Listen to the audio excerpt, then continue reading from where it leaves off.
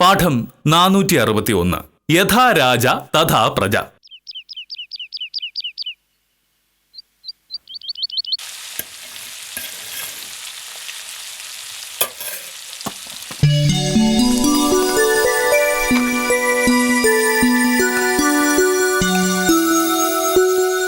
അമ്മേ, ഓ, എനിക്ക് ഇറങ്ങാൻ നേരമായി. നീ ഇതുവരെ ചോറെടുത്തില്ലേ? ഒരു മിനിറ്റ് മോനേട്ടാ, ഇപ്പൊ എടുത്തുതരാം. നമ്മുടെ കല്യാണം കഴിഞ്ഞിട്ട് കൊല്ലം 4-5 അന്നും ഇന്നും എനിക്ക് ജോലിയുണ്ട്. എല്ലാ ദിവസവും രാവിലെ ഞാൻ ഓഫീസിൽ പോവുകയും ചെയ്യും. എന്നിട്ടും ഞാൻ ഇറങ്ങാൻ നേരം ആവുമ്പോ നീ ചോറെടുത്ത് വയ്ക്കാൻ മറന്നു പോകും. കഷ്ടം. മറന്നുപോയതല്ല മോനേട്ടാ, ഇന്ന് രാവിലെ എനിക്ക് കുറച്ച് നേരത്തെ ഇറങ്ങണം. പോകുന്ന വഴി ഏതെങ്കിലും സ്റ്റേഷനറി കടയിൽ കയറി കുറച്ച് പേപ്പറും 2 പേനയും വാങ്ങണം. ഓഫീസിലെ സാധനങ്ങളൊക്കെ തീർന്നിരിക്കുക. കൊള്ളാം, പറയുമ്പോ വലിയ വയ്ക്കോല്. പക്ഷേ ആഫീസിലേക്ക് ഒരു പേന വാങ്ങണമെങ്കിൽ നീ തന്നെ നേരിട്ട് പോണം. അതിനു പോലും നിന്റെ ആഫീസിൽ ഒരാളില്ല. ആളില്ല എന്ന് ആര് പറഞ്ഞു? ഗുമസ്ത മത്തായി ചേട്ടൻ അവിടെ ഉണ്ട്. പക്ഷേ മത്തായി ചേട്ടനോട് ഇന്ന് പറഞ്ഞാൽ സാധനം കിട്ടാൻ ഒരാഴ്ച എടുക്കും. രാവിലെ ഓഫീസിൽ വരുമ്പോ പേന വാങ്ങിയോ മത്തായി ചേട്ടാ എന്ന് ചോദിച്ചിട്ടുണ്ടെങ്കിൽ, അയ്യോ വക്കീലേ ഞാൻ മറന്നുപോയി, ഇപ്പൊ പോയി വാങ്ങിട്ട് വരാന്ന് പറയും. അതുകൊണ്ട് മത്തായി ചേട്ടന് ഓഫീസ് തിരക്കുള്ളപ്പോ പേന വാങ്ങി വിടാൻ പറ്റില്ല. അപ്പോ നാളെ രാവിലെ വാങ്ങിയാൽ മതി എന്ന് ഞാൻ പറയും. പക്ഷേ നാളെ രാവിലെ മത്തായി ചേട്ടൻ സംഗതി കൃത്യമായിട്ട് മറക്കും. കൊള്ളാം, നിന്റെ കീഴിൽ ജോലി ചെയ്യുന്ന ഒരാള് ഒരു ഉത്തരവാദിത്വം ഇല്ലാതെ പെരുമാറിയിട്ടും നിനക്ക് അതൊരു പ്രശ്നമേ അല്ല. അതെങ്ങനെയാ? നിന്റെ കീഴിൽ ജോലി ചെയ്യുന്നവരല്ലേ, അപ്പൊ അത്രയ്ക്കുള്ള ഉത്തരവാദിത്തമൊക്കെ കാണും. യഥാ രാജ തഥാ പ്രജ എന്നാണല്ലോ പ്രമാണം. പ്രമാണങ്ങൾ അങ്ങനെ പലതും കാണും മോഹനേട്ടാ. പക്ഷേ മത്തായി ചേട്ടന് പ്രായം 19 കഴിഞ്ഞു. ആ പ്രായത്തിൽ ചെറിയ മറവിയൊക്കെ സ്വാഭാവികമല്ലേ, അതൊക്കെ വിട്ടു കളഞ്ഞേക്കണം. ഏതു പ്രായത്തിലായാലും ജോലി ജോലിയാണ്. നമ്മുടെ നാട്ടിൽ 50 വയസ്സ് കഴിഞ്ഞ എത്രയോ പേർ ജോലി ചെയ്യുന്നു. ഉദാഹരണത്തിന് അപ്പുറത്തെ നാരായണൻകുടി ചേട്ടൻ, ആള് KSRTC ഡ്രൈവറാണ്. പ്രായം 54. നാരായണൻ ചേട്ടൻ വണ്ടി ഓടിച്ചു പോകുമ്പോ എതിരെ വേറൊരു വണ്ടി വരുന്നു. നാരായണൻ ചേട്ടൻ ബ്രേക്ക് ചവിട്ടാൻ മറന്നുപോയാലോ? അല്ല, 50 വയസ്സ് കഴിയുമ്പോ മറക്കുന്നാണല്ലോ നീ പറയുന്നത്. വെറുതെ വഴക്കിനുള്ള വഴി നോക്കുക. രാവിലെ മത്തായി ചേട്ടൻ എന്റെ കൂടെ ജോലി ചെയ്യുന്ന ആളല്ലേ. മത്തായി ചേട്ടന് ചെറിയ മറവ് പറ്റുന്നോണ്ട് എനിക്ക് പ്രശ്നമില്ലെങ്കിൽ പിന്നെ മോഹനേട്ടൻ എന്താണ് കുഴപ്പം? മത്തായി ചേട്ടൻ എന്തെങ്കിലും മറന്നതുകൊണ്ട് മോഹനേട്ടൻ നഷ്ടമൊന്നും ഉണ്ടായിട്ടില്ലല്ലോ. ആര് പറഞ്ഞു ഇല്ല എന്ന്? മത്തായി ചേട്ടൻ മറന്നുപോയത് കൊണ്ടാണല്ലോ ആഫീസിലേക്ക് ആവശ്യമുള്ള സാധനങ്ങൾ നീ തന്നെ വാങ്ങേണ്ടി വന്നത്. അങ്ങനെ നിനക്ക് കടയിൽ കയറേണ്ടി വന്നത് കൊണ്ടാണല്ലോ രാവിലെ അടുക്കളയിൽ തിരക്കായത്. അങ്ങനെ അടുക്കളയിൽ തിരക്കായത് കൊണ്ടാണല്ലോ എനിക്ക് സമയത്ത് ചോറ് കിട്ടാതായത്. ചുരുക്കത്തിൽ മത്തായി ചേട്ടന്റെ മറവി കാരണം ഞാൻ ഓഫീസിൽ പോകാൻ വൈകി. എന്റെ പൊന്നെ, മോഹനേട്ടൻ എന്തായാലും സമ്മതിക്കണം. ഒരു ചെറിയ പ്രശ്നം ഊതി വീർപ്പിച്ച് ഇത്രയാക്കണമെങ്കിൽ മോഹനേട്ടനെ കൊണ്ടേ പറ്റൂ. ഈ വില്ലേബസറുടെ പണി വേണ്ടെന്ന് വെച്ച് മെഗാ സീരിയലിൽ കഥ എഴുതാൻ പോയാൽ മോഹനേട്ടൻ ശോഭിക്കും. പോയി ഒരു 2 മിനിറ്റ് അപ്പുറത്ത് സമാധാനമായിട്ട് ഇരുന്നിട്ടുണ്ടെങ്കിൽ ചോറ്റുപാത്രത്തിൽ ഞാൻ ചോറെടുത്തോണ്ട് അങ്ങോട്ട് വരാം. അതല്ല വർത്താനം പറഞ്ഞ ആളാവാനാണ് പരിപാടിയെങ്കിൽ ഇനിയും വൈകും. ചെല്ല്, പോയി ആ ഫോൺ എടുത്ത് നോക്കുമ്പോഴേക്കും ഞാൻ ചോറെടുത്ത് വരാം. ചെല്ല്.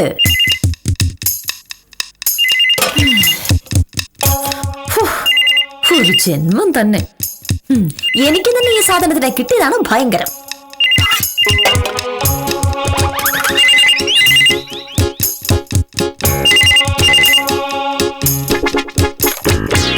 ഹലോ, അതെ മോഹനകൃഷ്ണനാണ്. നമസ്കാരം സാർ. സാറിന്റെ സർട്ടിഫിക്കറ്റ് ശരിയാക്കിയിട്ടുണ്ട്. അത് ഇന്നലെ തന്നെ ഞാൻ എഴുതി ഒപ്പിട്ട് വെച്ചിട്ടുണ്ട്. വേണ്ട, അതിനുവേണ്ടി സാർ ഓഫീസിലേക്ക് വരേണ്ട കാര്യമൊന്നുമില്ല. ഇന്നലെ വൈകിട്ട് പോരുമ്പോ സർട്ടിഫിക്കറ്റ് അടുത്ത് കയ്യിൽ വെച്ചിട്ടുണ്ട്. രാവിലെ അതുവഴി വരുമ്പോ സാറിന് തരാവില്ലെന്ന് കരുതി. അയ്യോ, ഇതൊക്കെ എന്റെ ജോലിയല്ലേ സാർ, അതിലൊന്നും കാര്യമില്ല. ഞാനോ മറക്കാനോ? സാർ എന്തായി പറയുന്നത്? ശരി സാർ. കേട്ടോടി, ഗംഗാധര സാറാ വിളിച്ചത്. ഞാൻ എങ്ങനെ കേൾക്കാനാണ്? മോഹനേട്ടന്റെ ചെവിയിലല്ലായിരുന്നു ഫോൺ? സാറ് ഒരു കൈവശാവകാശ സർട്ടിഫിക്കറ്റ് അപേക്ഷിച്ചിരുന്നു. അപേക്ഷ തന്നപ്പോ സാർ എന്നോട് ചോദിച്ചു, ഒരുപാട് വൈകുമോ മോഹനകൃഷ്ണ എന്ന്. ഞാൻ പറഞ്ഞു, ഒരിക്കലുമില്ല, ചൊവ്വാഴ്ച വൈകിട്ട് 3 മണിയാകുമ്പോ സർട്ടിഫിക്കറ്റ് തരാമെന്ന്. ഇന്നലെ ഉച്ചയായപ്പോ സർട്ടിഫിക്കറ്റ് എഴുതി ഒപ്പിട്ട് വെച്ചതാ. പക്ഷെ സാറ് വന്നില്ല. അതുകൊണ്ട് വൈകിട്ട് ഓഫീസിൽ നിന്ന് പോരുമ്പോ മറക്കാതെ ഞാൻ ആ സർട്ടിഫിക്കറ്റ് എടുത്ത് വെച്ചു. ഇന്ന് രാവിലെ ആഫീസിലേക്ക് പോകുന്ന വഴി സാറിന്റെ കയ്യിൽ കൊടുക്കാമല്ലോ എന്ന് ഓർത്ത്.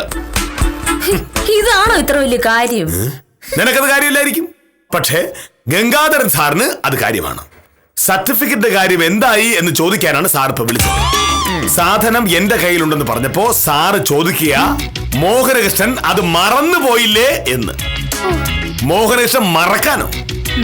നിന്റെ ആഫീസിലെ മത്തായി ചേട്ടനെ പോലെ നിസ്സാര കാര്യങ്ങൾ പോലും മറക്കുന്ന ആളല്ല ഞാൻ എന്ന് നിനക്ക് മനസ്സിലായല്ലോ. മോഹനേട്ടൻ ഈ പറയുന്നത് കേട്ടിട്ടുണ്ടെങ്കിൽ എന്തോ ആനക്കാര്യം ചെയ്ത പോലെയാണ്. മോഹനേട്ടന്റെ സ്ഥാനത്ത് ഞാനായിരുന്നെങ്കിൽ ഗംഗാധര സാർ അപേക്ഷയുമായി വന്നപാടെ സർട്ടിഫിക്കറ്റ് എഴുതി ഒപ്പിട്ട് ഞാൻ കൈ കൊടുത്തേനെ.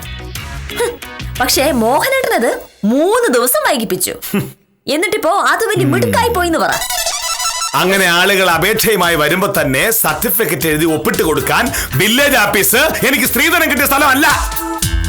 കൈവശാവകാശ സർട്ടിഫിക്കറ്റിന് അപേക്ഷ കിട്ടിയാൽ വേണ്ടുന്ന പരിശോധനകൾ നടത്താൻ 3 ദിവസത്തെ സമയമുണ്ട്. ആ പരിശോധനകൾ നടത്താതെ മോഹനകൃഷ്ണൻ സർട്ടിഫിക്കറ്റ് കൊടുക്കില്ല. ഇത് വേറെ ആരുമല്ലോ മോഹനേട്ടാ, ഗംഗാധര സാറല്ലേ. സാറിന്റെ രേഖകൾ കൃത്യമാണെന്ന് ആർക്കറിയാത്തത്? ഭാമേ, സർക്കാർ കാര്യവും വ്യക്തിപരമായ പരിചയവും രണ്ടും രണ്ടാണ്. ഒരാൾ നമുക്ക് വേണ്ടപ്പെട്ട ആളാണെന്ന് കരുതി നിയമവും ചട്ടവും നോക്കാതെ സർട്ടിഫിക്കറ്റ് കൊടുത്താൽ പുതിയ ഹയർ സെക്കൻഡറി ബാച്ചിന് സർക്കാർ അനുവാദം കൊടുത്ത പോലെ ഇരിക്കും. സർക്കാർ എന്ന് പറയുന്നത് മന്ത്രിമാരുടെ തറവാട്ട് സ്വത്തല്ലാത്തതുപോലെ വില്ലേജ് ഓഫീസ് എന്ന് പറയുന്നത് വില്ലേജ് ഓഫീസറേയും കുടുംബ സ്വത്തല്ല.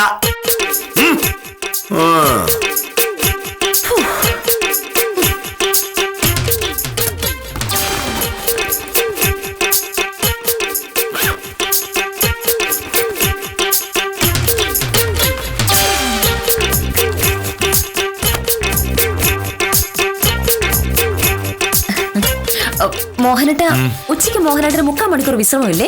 നിയമപ്രകാരം ഉണ്ട്. പക്ഷെ ഞാൻ മറ്റുള്ളവരെ പോലെ ആ 3/4 മണിക്കൂർ ഓഫീസിലിരുന്ന് ഉറങ്ങാറില്ല. പെട്ടെന്ന് ഊണ് കഴിഞ്ഞ് ഞാൻ എന്റെ ജോലിയിലേക്ക് കിടക്കും. ഓ, അത് ഞാൻ സമ്മതിച്ചേ. പക്ഷെ ഇന്നൊരു ദിവസത്തേക്ക് ഉച്ചയ്ക്ക് ഒരു 15 മിനിറ്റ് വേറൊരു കാര്യത്തിന് വേണ്ടി ഉപയോഗിച്ചാലോ? അതേത് കാര്യം? കറണ്ട് ചാർജ് അടയ്ക്കാനുള്ള അവസാനത്തെ ദിവസമായിന്ന്. മോഹനേട്ടന് ഉച്ചയ്ക്ക് ഇതൊന്നും അടയ്ക്കാമോ? കൊള്ളാം. ഈ ബില്ലും കറണ്ട് ചാർജ് അടയ്ക്കാനുള്ള പൈസയും ഞാൻ നിന്നെ ഏൽപ്പിച്ചിട്ട് ഇന്ന് ഒരാഴ്ചയായി. ഇതുവരെ നീ അടച്ചില്ലേ? ഞാനത് മറന്നു പോയതാ. ഇന്ന് രാവിലെ ബാഗ് തുറന്നു നോക്കിയപ്പോഴാ ഇത് ബാഗിൽ കിടക്കണ കണ്ടത്. നന്നായി. നിന്റെ ഉത്തരവാദിത്ത ബോധം എനിക്ക് മനസ്സിലായി. കറണ്ട് ബില്ല് അടയ്ക്കുന്ന പോലെ ഒരു നിസ്സാര കാര്യം നിന്നെ ഏൽപ്പിച്ചിട്ട് നീ അത് ചെയ്തില്ല. അയ്യോ, ഇങ്ങനെയുള്ള നിന്നെ ഒരു കൊലക്കേസ് ഏൽപ്പിച്ചാൽ തൂക്കിക്കൊല്ലല്ലോ. അതുപോലെയാണ് മോഹനേട്ട ഇത്. കേസ് വാദിക്കുന്നത് എന്റെ ജോലിയല്ലേ, അത് ഞാൻ അങ്ങനെ മറക്കും? കറണ്ട് ബില്ലടയ്ക്കാൻ ഞാൻ നിന്നെ ഏൽപ്പിച്ചപ്പോൾ അതും നിന്റെ ജോലിയായി. ഭാമേ, ആഫീസിലിരുന്ന് ചെയ്യുന്നത് മാത്രമല്ല ജോലി. നമ്മൾ ഉത്തരവാദിത്വത്തോടു കൂടി ഏറ്റെടുക്കുന്ന സകല കാര്യങ്ങളും സമയത്ത് തന്നെ ചെയ്തു തീർക്കുക എന്നുള്ളതും നമ്മുടെ ജോലിയാണ്. ഇപ്പോ നീ ആ ബാഗ് തുറന്നത് കൊണ്ട് ഈ കറണ്ട് ബില്ല് കണ്ടു. ഇന്ന് നീ ഇത് കണ്ടില്ലായിരുന്നെങ്കിലോ? ഇന്നിത് അടച്ചില്ലായിരുന്നു നാളെ പിഴ അടയ്ക്കാനില്ലായിരുന്നോ? ആ നഷ്ടം ആര് സഹിക്കും? ഈ പിഴ എന്ന് പറയുന്നത് 20 രൂപയല്ലേ ഉള്ളൂ, അത് ഞാനങ്ങ് സഹിച്ചു. എന്തിന്? ഭാമേ, കുറച്ചു മുമ്പ് നീ നിന്റെ ഓഫീസിലെ മത്തായി ചേട്ടനെ കുറ്റം പറഞ്ഞു. ഒരു പേന വാങ്ങാൻ പറഞ്ഞിട്ട് മത്തായി ചേട്ടൻ മറന്നുപോയിരുന്നു. പക്ഷേ നീ മത്തായി ചേട്ടൻ തമ്മിൽ എന്താ വ്യത്യാസം? സ്വന്തം വീട്ടിലെ കറണ്ട് ചാർജ് അടയ്ക്കാൻ മറന്നുപോയ ആളല്ലേ വക്കീല്. പിന്നെ കുമുദ എങ്ങനെ മറക്കായിരിക്കും? മോഹനട്ടാ, ഇതെങ്ങനെ ബഹളം വെക്കേണ്ട യാതൊരു കാര്യമില്ല. കറണ്ട് ചാർജ് അടയ്ക്കാൻ ഞാൻ മറന്നുപോയി എന്നുള്ള കാര്യം സത്യമാണ്. പക്ഷെ അത് ഇന്ന് അടച്ചാലും മതിയല്ലോ. മോഹനട്ട സൗകര്യം ഉണ്ടെങ്കിൽ ഇതൊന്നും കൊണ്ടേ അടയ്ക്ക്, ഇല്ലെങ്കിൽ ഞാൻ മത്തായി ചേട്ടനെ കൊണ്ട് അടപ്പിച്ചോളാം. നന്നായി. മത്തായി ചേട്ടനെ ഇതും പറഞ്ഞു വിട്ടാൽ ഇതും അങ്ങനെ മറന്നുപോയില്ലേ? ഒടുവിൽ ഞാൻ പിഴ അടയ്ക്കേണ്ടി വരും. മോഹനകൃഷ്ണൻ സമയത്ത് പണമടയ്ക്കാത്തത് കൊണ്ട് പിഴ കൊടുക്കേണ്ടി വന്നു എന്ന് പറഞ്ഞാൽ പിന്നെ ഞാൻ ജീവിച്ചിരുന്നതിന്റെ കാര്യമുണ്ടോ? വലിയ അടച്ചോളാം. നിന്നെ പോലെ ഉത്തരവാദിത്വ ബോധമില്ലാത്ത സ്വന്തം കാര്യങ്ങൾ മറന്നു പോകുന്ന ഒരു ഭാര്യ ഉണ്ടായി പോയാൽ ഇങ്ങനെയിരിക്കും എന്റെ വിധി. മോഹനേട്ടൻ നീ പറച്ചിൽ കേട്ടിട്ടുണ്ടെങ്കിൽ ഞാനതോ സകല കാര്യങ്ങളും മറക്കുന്ന പോലെയാണല്ലോ. രാവിലെ ചായ ഉണ്ടാക്കാനും ചോറുണ്ടാക്കാനും ഞാൻ മറന്നോ? ഇല്ലല്ലോ. മോഹനേട്ടന് ഷർട്ട് കൊണ്ട് മറക്കാതെ തേച്ച് തന്നില്ലേ? അതൊന്നും കാണാതെ ഇതുപോലൊരു നിസ്സാര മറവിയുടെ കഥയും പൊക്കി പിടിച്ചുകൊണ്ട് വരുന്ന മോഹനേട്ടന്റെ ഭാര്യയായി പോയത് എന്റെയും വിധി. 10 കാര്യങ്ങൾ ഓർത്തു എന്നത് 11ാമത്തെ കാര്യം മറക്കാനുള്ള ലൈസൻസ് അല്ല. ആദ്യം നീ അത് പഠിക്ക്. വക്കീലേ, എന്താ ഉത്തമന എന്താണോ എന്തോ. നീ മറന്നു എന്തെങ്കിലും ഓർമ്മിപ്പിക്കാനായിരിക്കും. ചെല്ല്. മറന്നുപോയി. നിനക്ക് പിന്നെ എന്താ ജോലി? ഓർമ്മ. അഹങ്കാരി. നമസ്കാരമുണ്ട് വക്കീലേ. അതവിടെ നിൽക്കട്ടെ. ഇന്നലെ ഉത്തമൻ എന്നോട് എന്താണ് പറഞ്ഞത്? മറന്നൊന്നും അല്ല വക്കീലേ. പിന്നെ ഇന്നലെ ഉച്ച കഴിയുമ്പോ കാശ് കൊണ്ടുവരാന്ന് ഞാൻ പറഞ്ഞത് നേരെ തന്നെയാണ്. പക്ഷെ കിട്ടാനുള്ള കാശ് കിട്ടിയില്ല. ഇതൊന്നും എനിക്കറിയേണ്ട കാര്യമല്ല. രൂപ 5000 കോടതിയിൽ കെട്ടിവെക്കാതെ കേസ് മുന്നോട്ട് പോവില്ല ഉത്തമ. ഇന്നലെ വൈകുന്നേരത്തിനകം കാശ് കെട്ടിവെക്കാമെന്ന് ഞാൻ ആ ക്ലർക്കിനോട് പറഞ്ഞതാ. പക്ഷെ ഉത്തമൻ കാശുമായിട്ട് വന്നില്ല. കേസിൽ കക്ഷിക്കുള്ളതിനേക്കാൾ താല്പര്യം വക്കീലുണ്ടാവേണ്ട കാര്യമില്ലല്ലോ. താല്പര്യം ഇല്ലാഞ്ഞിട്ടല്ല വക്കീലേ, കാശിന് കാശ് തന്നെ വേണ്ടേ? കാശുണ്ടെന്ന് ഉറപ്പാക്കിയിട്ട് വേണം കേസിന് ഇറങ്ങാൻ. കോടതിക്കാര്യം പിള്ളേരുകളിയല്ല. അറിയാം. നമ്മുടെ തെക്കേലെ രാഘവന്റെ കയ്യിൽ നിന്ന് ഞാൻ കുറച്ച് കാശ് കട ചോദിച്ചിരുന്നതാണ്. അപ്പൊ മിനിയാന്ന് കാശ് തരാന്ന് വാക്ക് പറഞ്ഞത് കൊണ്ടാണ് ഞാൻ വക്കീലിനോട് കാശ് തരാന്ന് വാക്ക് പറഞ്ഞത്. പക്ഷേ ആളിനെ മിനിയാന്ന് വിളിച്ചിട്ട് കിട്ടുന്നില്ല.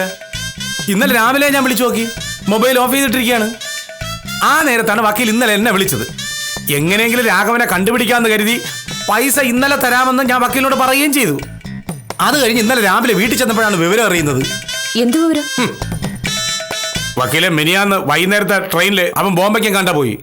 അവൻ അവിടെ എന്തൊക്കെ കച്ചവടമൊക്കെ കൊണ്ടുവന്നു. അപ്പൊ രാഘവനെ വിശ്വസിച്ചാണ് കോടതിയിൽ കെട്ടിവെക്കാനുള്ള കാശിന്റെ കാര്യം ഏറ്റത്. രാഘവന്റെ പാട്ടിന് പോവുകയും ചെയ്തു.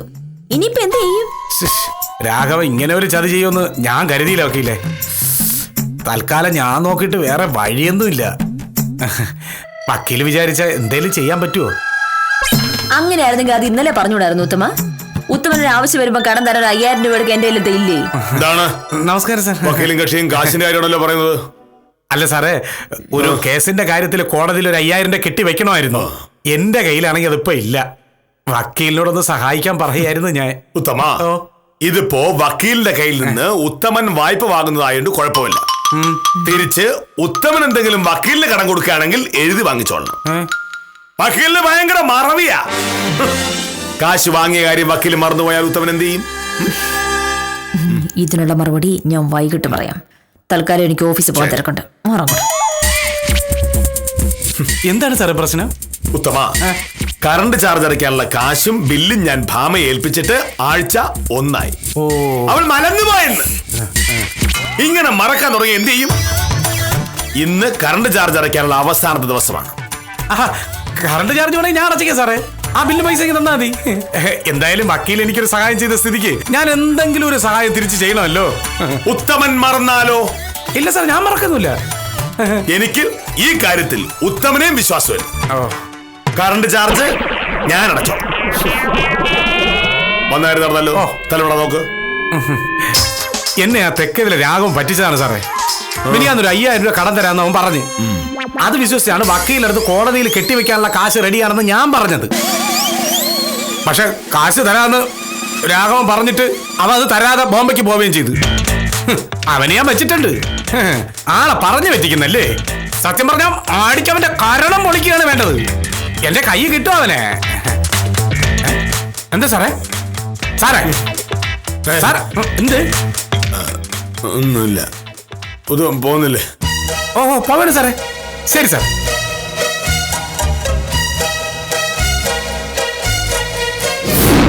എന്താ രാഘവ?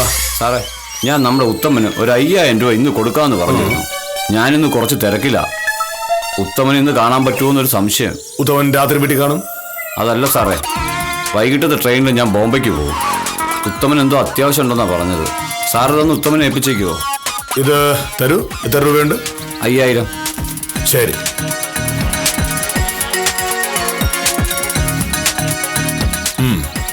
ഞാൻ കൊടുത്തേക്കാം. ശരി ശരി.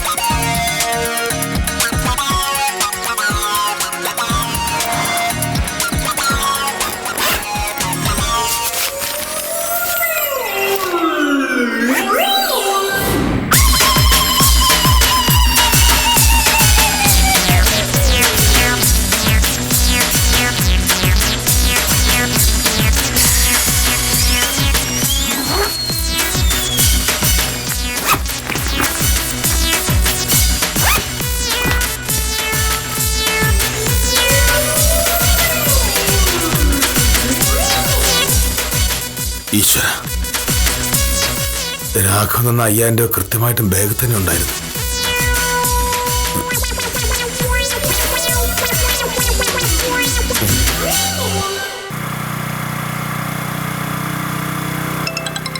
ഓ ഇതിന്റെ ഇടയിൽ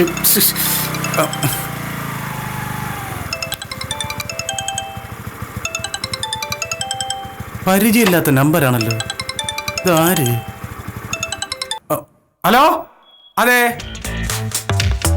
ആ രാഘവ, നീ ആള് കൊള്ളാടേ. കാശ് തരാൻ പറ്റുള്ളൂ എന്നിട്ട് നീ അത് പറയണം. അല്ലാതെ കാശ് തരാന്ന് പറഞ്ഞിട്ട് ആരുടെയും പറയാതെ ബോംബയ്ക്ക് പോകുന്ന വലിയ അന്തസ്സൊന്നുമല്ല.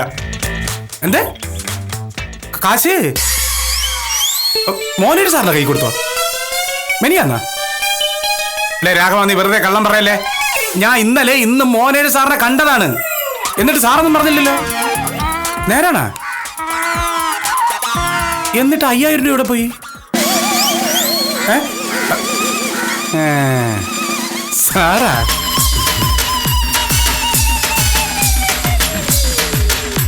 ഞാൻ മറന്നുപോയി. അത് കൊള്ളാം. ഈ കാശ് 2 ദിവസം കൈയിരുന്നിട്ടും സാർ ഓർത്തില്ലേ? പല തിരക്കുകളല്ലേ ഉത്തമ.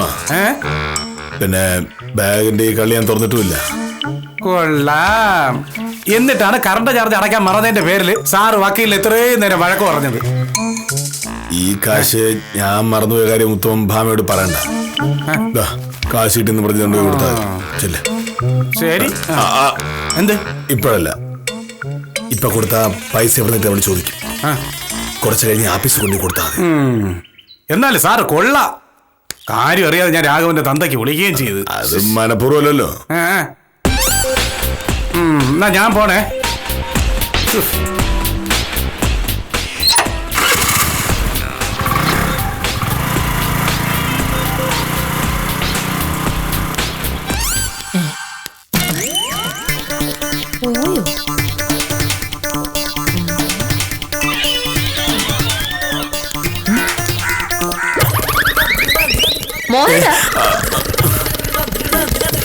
ഇതുവഴി എവിടെ പോയതാ?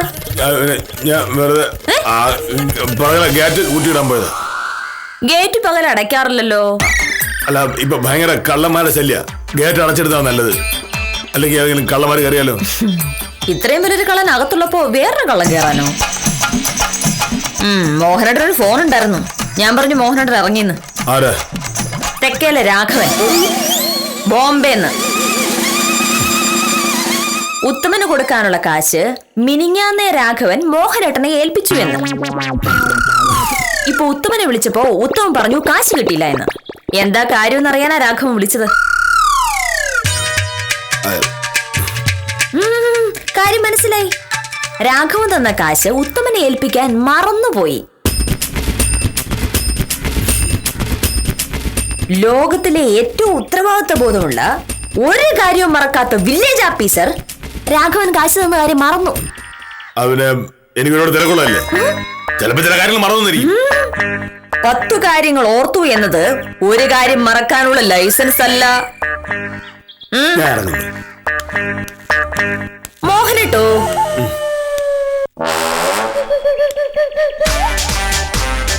പിന്നെയും മറന്നു. ഗംഗാധര സാറിന്റെ കൈവശാവകാശ സർട്ടിഫിക്കറ്റ്.